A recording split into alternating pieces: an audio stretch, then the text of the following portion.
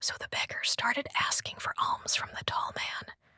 Seeing the beggar, the tall man said, "You always keep begging.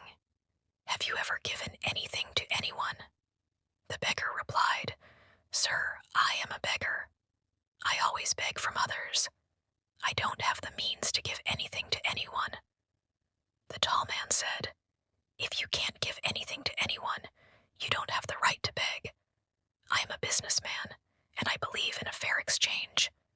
If you have something to give me, only then will I give you something in return." After saying this, the tall man sat in the train and left. The beggar started thinking about what the tall man had said. His words touched the beggar's heart.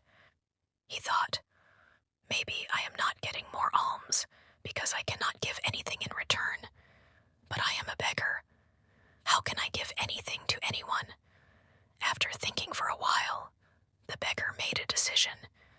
He decided that whatever person gave him alms, he would give something in return. But since he was a beggar, he wondered what he could give to others in exchange for alms. 2 days passed, and he couldn't find an answer to his question. On the third day, while sitting near the station, he saw some flowers blooming on plants around the station.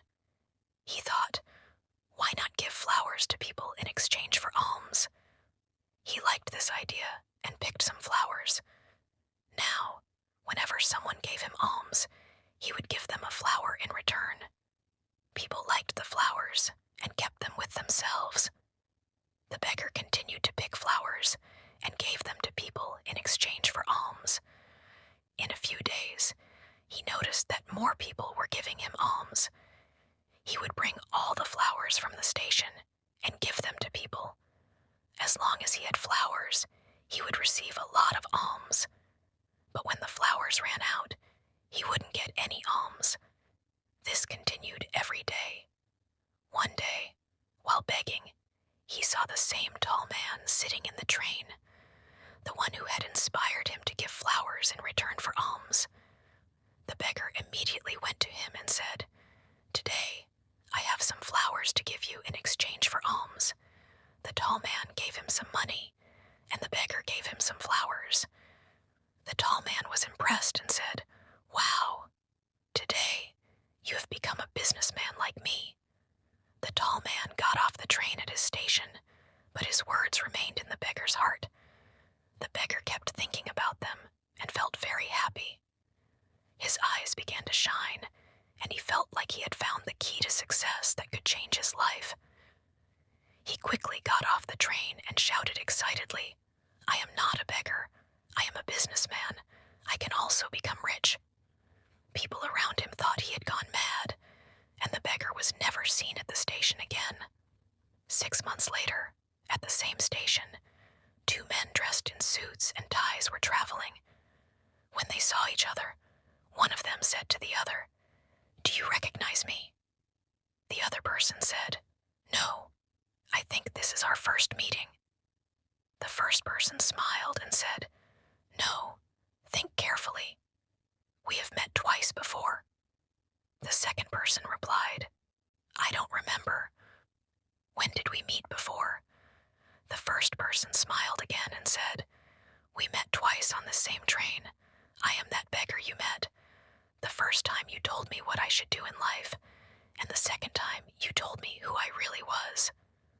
The second person smiled, amazed, and said, "Oh, now I remember. You were the beggar I refused to give alms to, and the second time I bought some flowers from you. But today, you are in a suit and tie. Where are you going, and what do you do now?" The first person said, "Yes, I am that same beggar, but today I am a successful flower merchant. I am going to another city for business."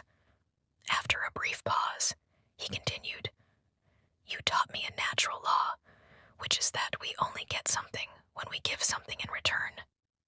This exchange principle really works.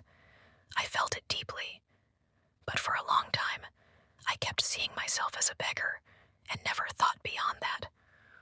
When I met you the second time, you made me realize that I had the potential to be a businessman.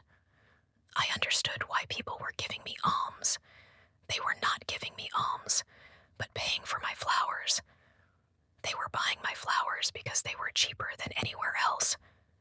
I was seen as a small businessman by others, but I always saw myself as a beggar.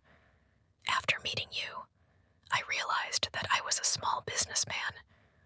I used the money I collected from distributing flowers to buy more flowers and became a flower merchant.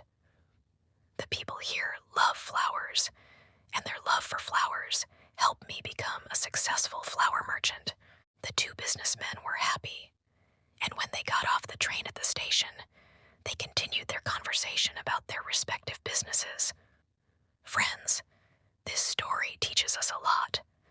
The tall businessman understood the principle of give and take very well. All the successful businessmen in the world have used this principle in their lives. The beggar adopted this natural law, and its impact was clearly visible in his life. He changed his mindset, and his life changed. Moral of the story.